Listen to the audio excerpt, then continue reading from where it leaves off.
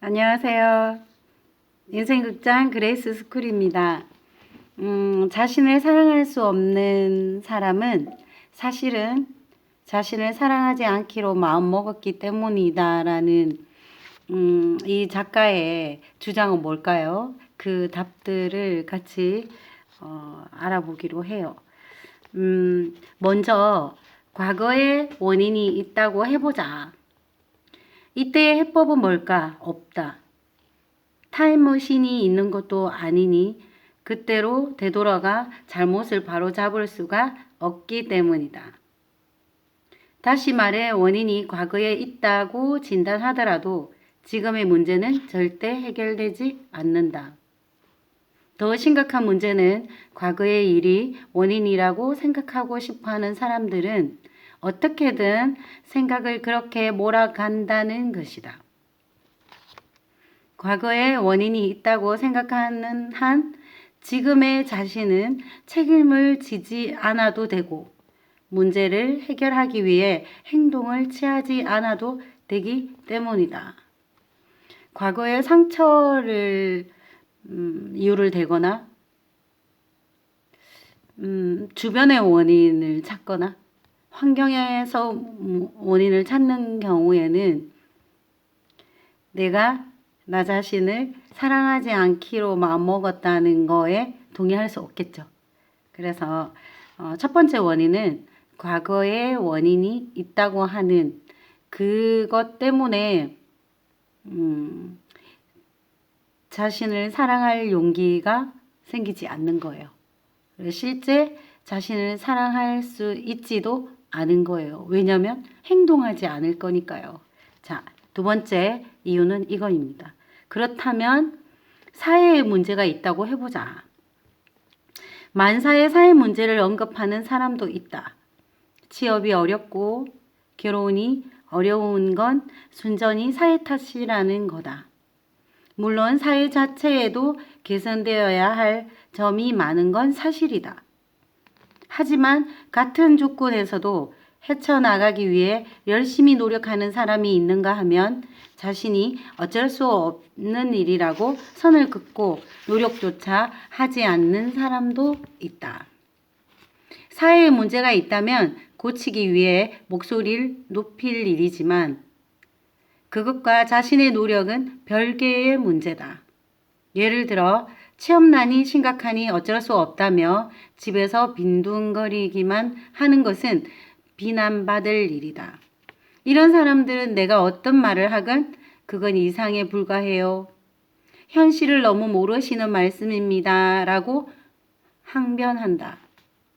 자신이 살기 힘들고 행복해질 수 없는 원인이 이렇게 외부에 있다는 생각에는 목적이 존재한다. 바로 도망칠 수 있도록 방패막을 마련하는 것이다. 원인을 다른 무언가에서 찾는 한 과제를 해결하기 위해 적극적으로 나서지 않아도 된다. 자신의 책임이 아니라고 생각하기 때문이다. 그러므로 원인을 찾아도 의미는 없다. 이렇게 찾은 원인이 무슨 의미가 있겠어요. 그죠? 모든 탓을 외부에, 모든 탓을 다른 사람에게, 모든 탓을 나랑 상관없게 구조화 시켜 놓는다면 진정한 원인들을 찾을 생각이 없고 그리고 나를 사랑하려고 행동을 하거나 바뀌는 부분이 전혀 없기 때문에 사실 이 부분이 자신을 사랑할 수 없는 사람은 사실은 자신을 사랑하지 않기로 마음먹은 부분이에요. 마음먹은 부분이 과거 때문이야. 아니, 사회가 그런 거야. 라고 이야기하는 것이 자신을 사랑하지 않겠다. 그렇게 결심하고 결단하고 선택한 거라는 거죠. 그죠? 자, 세 번째는 중요한 것은 앞으로 어떻게 할까이다. 나는 직업이 카운슬러이기 때문에 고민에 쌓인 사람을 수없이 만난다. 상담을 받으러 오는 사람들의 하소연을 들어주고 당신 탓이 아니다 라고 말해주면 그 사람은 조금은 마음이 후련해질 것이다. 하지만 그 사람의 인생은 카운슬링을 받기 전이나 후나 다를 게 없다.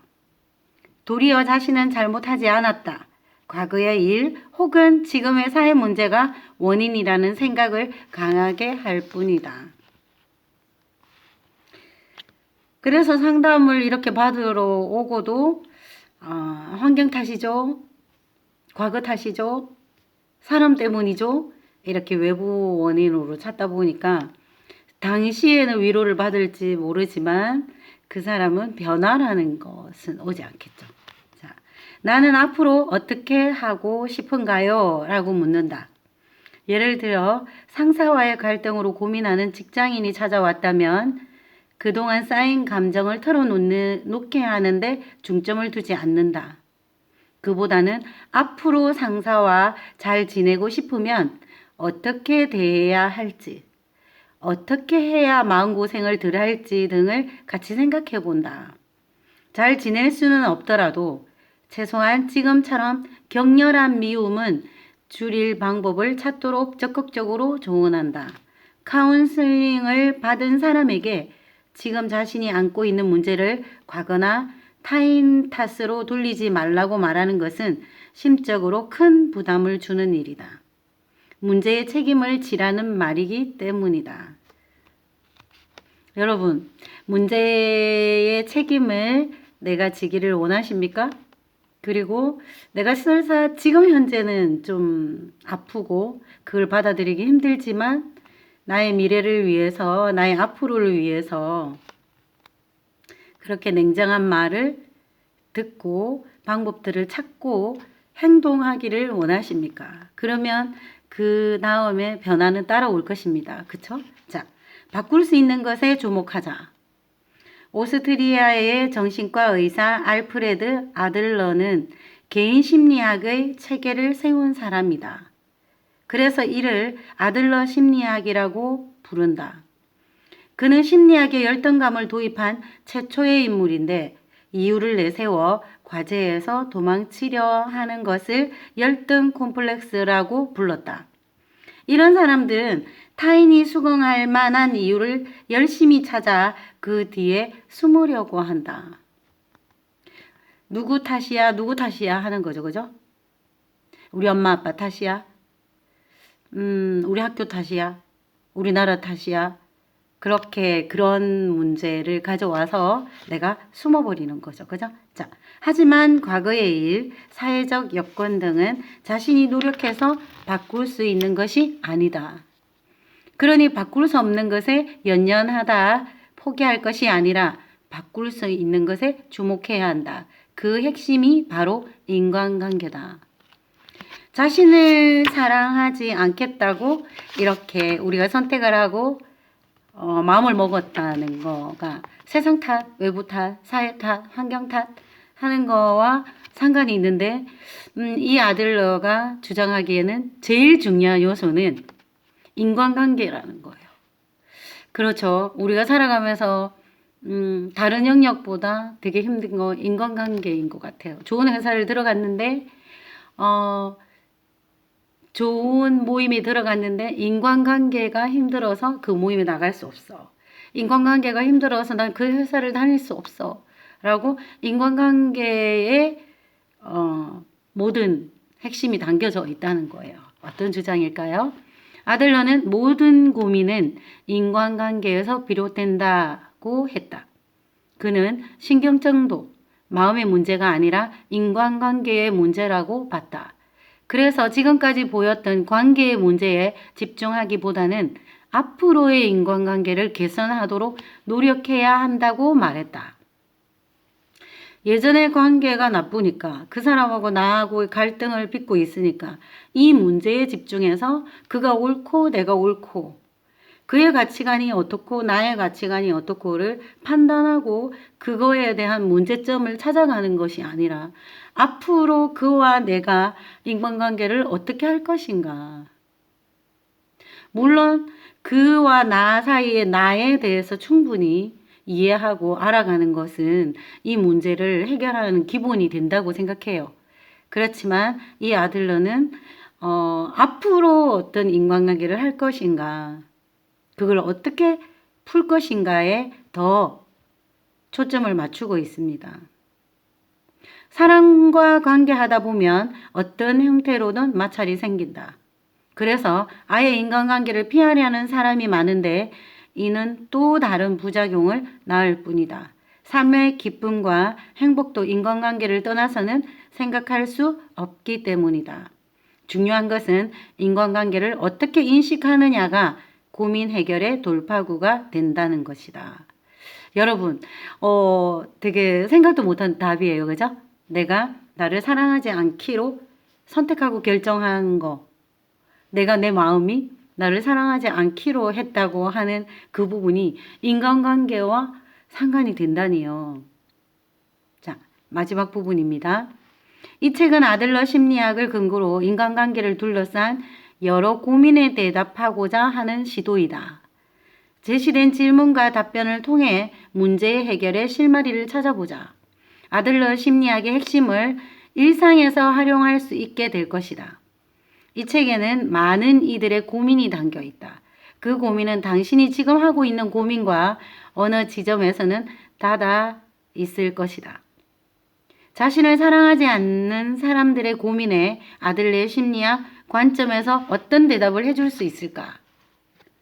자기 자신의 문제에서 출발하여 청년에서 중년, 노년으로 이어지는 고민을 인간의 성장 발달 단계처럼 전개되도록 주제별로 구성했다.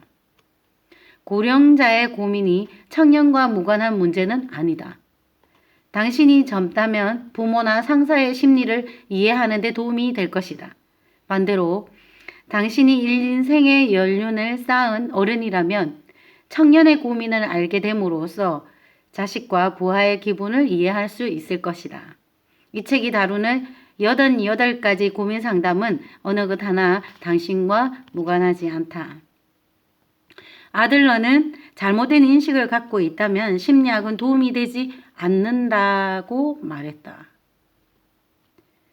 어떤 인식이 잘못되어 있나요? 과거나 외부에 있다. 그래서 나는 숨어버리는 거. 그게 잘못된, 문제가 무엇인지 알고 있지만 내가 바꿀 수 있는 것은 없다는 잘못된 인식을 버리자.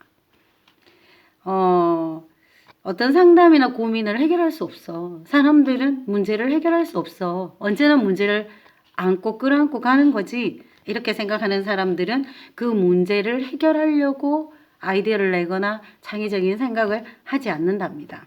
그 대신 내가 바꿀 수 있는 것을 바꿈으로써 지금의 나를 더 나은 사람, 더 행복한 사람으로 만들어 가자. 그것이 바로 나를 사랑하기 위해 필요한 한 걸음이다. 그렇습니다. 나를 사랑하기 위해서 문제인식을 제대로 해야 되는 것 같아요. 그리고 잘못된 인식을 버리지 않는 한 해답을 찾을 수 없을 테니까요. 오늘 3탄은 아들러가 자신을 사랑할 수 없다고 이야기한 원인들을 밝혀봤습니다. 인생극장 그레이스 스쿨에서는 여러분이 이 글들을 통해서 저와 나누는 이런 이야기들을 통해서 여러분의 삶을 다시 고찰해보고 여러분의 삶에 깊숙이 들어가보고 여러분을 더 잘 이해하는 거, 그리고 여러분 자신을 사랑해가는 길을 우리가 포기하지 않고 찾아가는 거라고 생각합니다. 좋아요와 구독은 저에게, 여러분에게 큰 힘이 될 것입니다. 코로나로 인해서 마음이 좁아지고 마음이 답답해지고 힘들어진 사람들이 있나요? 다시 새로운 방안들을 찾아가는 나를 사랑할 용기를 가지기를 기도할게요. 안녕히 계세요.